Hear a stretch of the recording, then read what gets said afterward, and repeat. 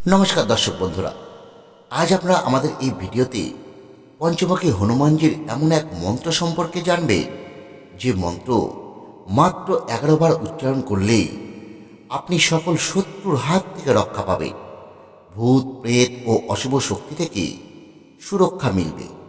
তার সঙ্গে সঙ্গে সকল রোগ নাশ হবে এবং জীবনে হবে আর্থিক উন্নতি এবং সমাজে পাবেন মান সম্মান এবং খ্যাতি। বন্ধুরা, এই মন্ত্রকে শাস্ত্রে পঞ্চমুখী হনুমান স্তুতি বলা হয়েছে। এই মন্ত্রে হনুমানজির পঞ্চমুখী রূপের আরাধনা করা হয়। অহিরাবণকে হত্যা করে প্রভু রাম এবং লক্ষ্মণকে উদ্ধার করবার জন্যই হনুমানজি এই পঞ্চমুখী রূপ ধারণ করেন। এই রূপে তিনি 5 দিক থেকে ভক্তকে রক্ষা করে থাকেন। তার পূর্বে কপিমুখ, দক্ষিণে নরসিংহ মুখ, পশ্চিমে গরুর, উত্তরে বরাহ এবং ঊর্ধ্বে হায়গ্রীব রূপ। পূর্বমুখী কপিরূপ শত্রু এবং জীবনের সব বাধা দূর করে বিজয়ের পথ সুগম করেন। দক্ষিণমুখী নরসিংহরূপ ভয়, অশুভ শক্তি এবং দুঃস্বপ্ন থেকে সুরক্ষা দিয়ে সাহস জাগান। পশ্চিমমুখী গরুর রূপ বিষ, রোগ এবং শারীরিক কষ্ট থেকে রক্ষা করেন বলে শাস্ত্রে বর্ণিত রয়েছে। উত্তরমুখী বরাহরূপ সংসারে স্থিতি, সম্পদ ও আর্থিক উন্নতি প্রদান করেন এবং ঊর্ধ্বমুখী হায়গ্রীব রূপ বিদ্যা, বুদ্ধি এবং সমাজে মান সম্মান বৃদ্ধি করে সাফল্য এনে দেন। বন্ধুরা, এবার বলি এই পঞ্চমুখী হনুমান স্তুতি কিভাবে পাঠ করতে হয়। প্রথমে একটি শুভ দিন নির্বাচন করুন। মঙ্গলবার ও শনিবার এই হনুমানজির মন্ত্র জপ শুরু করবার জন্য বিশেষ শুভ বলে মানা হয়। তবে ভক্তিভরে যে কোনো দিন এই মন্ত্র জপ করা যায়। ব্রহ্ম মুহূর্তে বা সূর্যাস্তের পর জপ করতে পারলে খুব ভালো ফল পাওয়া যায়।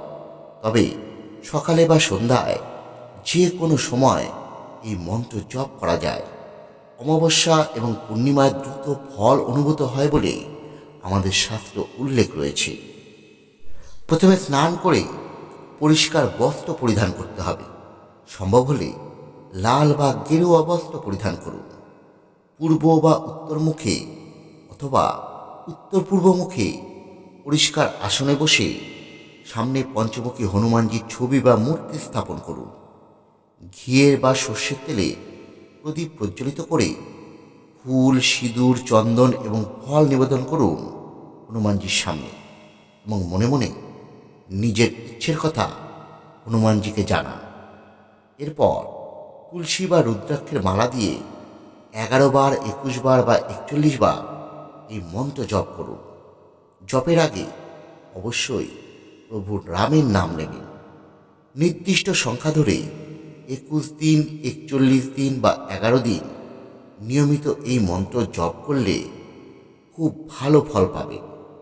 আপনাদের মন্ত্র শেষ হয়ে গেলে হনুমানজির কাছে ক্ষমা প্রার্থনা করুন এবং কিছুক্ষণ ধ্যান করুন। বন্ধুরা, এবার বলি সেই পঞ্চমুখী হনুমান স্তুতি। আপনারা মন্ত্রটি আমাদের স্ক্রিনেও পেয়ে যাবেন, প্রয়োজনে কোথাও লিখে রাখতে পারেন। তাহলে শুরু করছি শ্রী পঞ্চমুখী হনুমান স্তুতি। ওম নমো ভগবতে পঞ্চবদনায় পূর্বকপি মুখে সকল শত্রু সংহরণায় স্বাহা।